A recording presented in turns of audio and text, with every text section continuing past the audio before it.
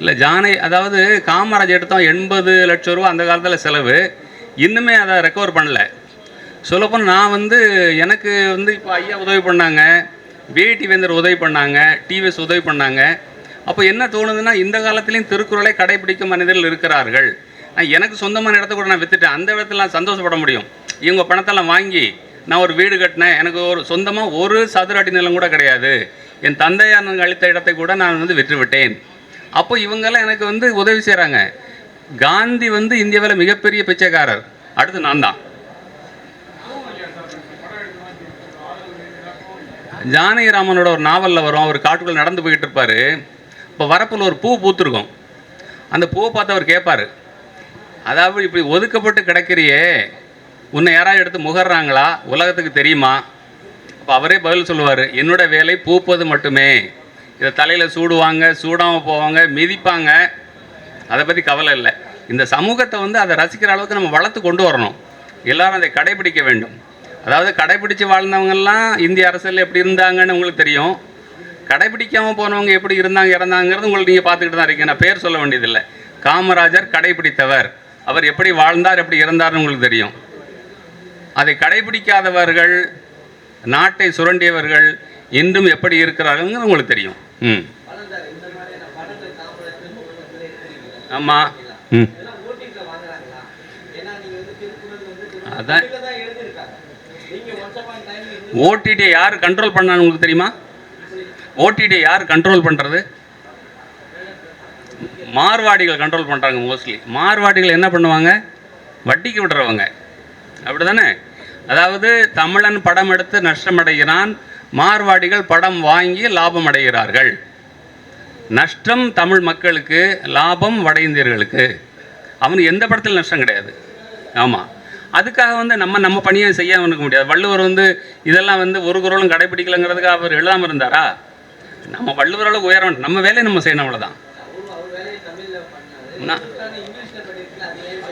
ஆமாம், ஜியு போப்னு ஒரு ஆள் இருந்தார். அவர் அதை எழுதி இங்கே வாழ்ந்து அங்கே கொண்டு இன்றைக்கி ஒரு வார்த்தைக்கு அர்த்தம் கண்டுபிடிக்கிறதுக்கு 2 நாள் ஆகும். அவர் 100 வருஷம் முன்னாடியே மொழிபெயர்த்து வெளிநாட்டுக்கு கொண்டு போனார். அதனால் அதை கொண்டு போகிறோம்.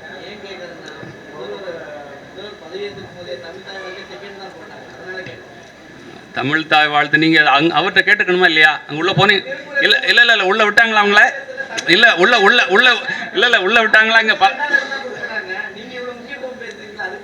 எங்கே நான் என்னை பற்றி மட்டும்தாங்க பேச முடியும். பதவியில் இருக்கிறவங்க எவ்வளோ காம்ப்ரமைஸ் பண்ண வேண்டியிருக்கும். என்ன வள்ளுவரை பற்றி பிரச்சாரம் பண்ணுறவங்க அந்த வழியில் இருக்காங்க. இன்றைக்கி இப்போ கோட்டை உங்களால் போக முடியுதா? எங்கள் ஆட்கள்லாம் போக முடியாத அப்படி இருக்குன்னு சொல்லிட்டு வந்தாங்க. இதை நீங்கள் போடணும்னா போடுங்க.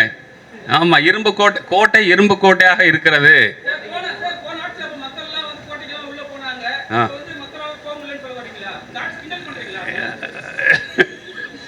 இல்லை இல்லை, போன ஆட்சியில் போனாங்கன்னு சொல்ல முடியல, இந்த ஆட்சியில் போக முடியவில்லை என்று சொல்கிறேன். இல்லை, எங்கள் இன்விடேஷனை கொண்டு போய் கொடுக்க முடியலையே. எங்கள் இன்விடேஷனை யாரையும் ரீச் பண்ண முடியல. கோபம் கிடையாது, அவங்க அதை ஃபாலோ பண்ண நாம் நினைக்கிறோம். அவர்களை காட்சிக்கு எளியோன் அப்படின்னு சொல்கிறார் வள்ளுவர். காமராஜர் காட்சிக்கு எளியவர் இருந்தார், நேரு எளியவராக இருந்தார். அதாவது ஜெய் கிஷான் ஜெய் ஜவான்னு ஒரு திட்டம் வந்தது 1960களில். பிரதமராக சாஸ்திரி இருந்தார். என்ன சொன்னார்னா, இந்தியர்கள் உணவு பற்றாக்குறை இருக்குது, ஒரு வேளை சாப்பாட்டை திறந்துருங்கன்னு சொன்னார். இவர் பிரதமராக இருக்கார், வீட்டுக்கு போகிறாரு, அங்கே சாப்பாடு வச்சுருக்க அந்த அம்மா, நாட்டு மக்களே சாப்பிடக்கூடாதுன்னு சொல்லியிருக்க, நீ என்ன சாப்பாடு வச்சுருக்குன்னு கேட்டார். இது இந்திய பிரதமர்கள் இருந்த நிலைமை. ஆமாம், இதுக்கு நீங்கள் எதாவது கேள்வி கேட்பீங்கன்னு தெரியும், கேளுங்க.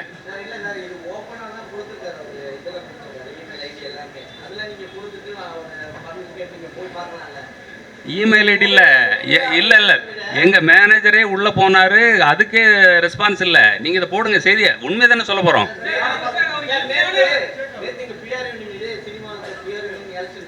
சரி, அப்போ எங்களை அவங்க ஆமாம், அப்போ வள்ளுவரால் பார்க்க முடியல. அப்படியே இல்லை அப்போ வள்ளுவரால் பார்க்க முடியலன்னு எடுத்துக்க வேண்டியதான். அப்படி எடுத்துக்கலாம்ல? கரெக்டா?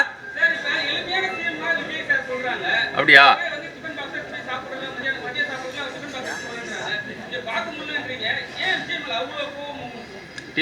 யாரு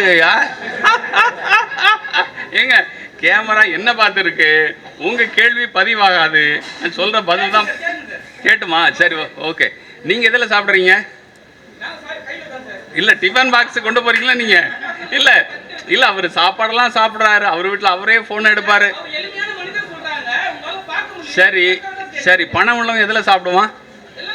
ஆமாம், அப்புறம் என்ன? இல்லை ஆதங்கம் இல்லை. என்ன மேனேஜர் அண்ணே எங்கண்ணே இருக்கீங்க அண்ணே? ஆமாம், இவர் தான் போயிட்டு வந்தார். ஆமாம், யாரையும் பார்க்க முடியல. ஆமாம், அதானே உண்மை. ஆமாம். ம் இல்லை உதவி இல்லை, இதை துவக்கி வைக்கிறதுக்கு பொருத்தமானவங்க வந்திருக்காங்க. நாங்கள் பண்ணுற பிரச்சாரத்துக்கு அதில் யாராவது ஒரு அமைச்சர் வந்திருந்தாலோ இது இன்னும் கொஞ்சம் அதிக ஒரு மைலேஜ் வந்து பெற்றிருக்கும். அதுதான், வேற என்ன கேட்க போகிறோம்? வேற முந்தைய அரசே வந்து அவர் படத்தை கூட பார்க்க மாட்டேன்ட்டாரு. அவர் வந்து படத்தை பார்க்கவே இல்லை. அவர் வேற என்னென்னோ படங்கள்லாம் பார்க்குறாரு, அவர் தெருக்குள்ள பார்க்கல. ஆமாம், இப்போ பார்த்துங்க, நீ இதை நான் சாபமாக விடலை. அது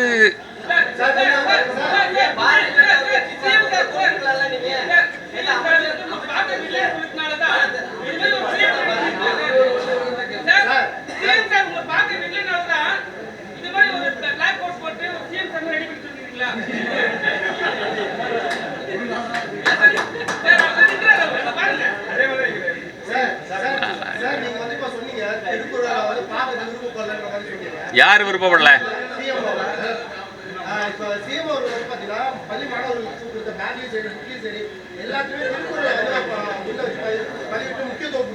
சரி, அது அதுக்கு அவரை பாராட்டிடுவோம். வேற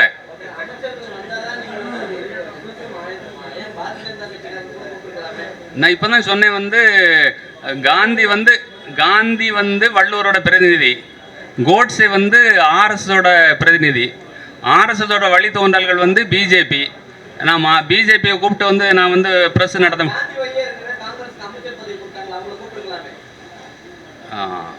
அது எனக்கு பொருத்தமாக படலை. அது துறை சார்ந்த அமைச்சர்கள் வந்து நல்லா இருக்குன்னு பார்த்தேன். அந்த துறை வேண்டியதில்லை எனக்கு, அவங்கள தெரியும், அவங்கள கூப்பிடல. ஆமாம். ம் சரி. இல்லை அவர் ஒரு கெஸ்ட்டுங்க, அவர் வந்து இங்கே நீங்கள் ஐயா ஐயாவும் கருப்பு கோட்டில் வந்திருக்காங்க, நீங்கள் ஐயாவை கேட்பீங்களா? அதெல்லாம் இல்லை. அதாவது எங்களுக்கு அவர் மேலே என்ன வன்மம் இருக்க முடியும்? நான் அவர்கிட்ட கால் ஷீட் கேட்டேனா, படம் பண்ணி தர சொல்லி கேட்டேனா? ஒன்றும் இல்லை, நாங்கள் கூப்பிடுறதுக்கான எங்களுக்கு அக்சஸே இருக்கலை, அவ்வளோதான். ஆமாம். என்ன கோபம் அவ்வளோதானே உங்களுக்கு? அடுத்த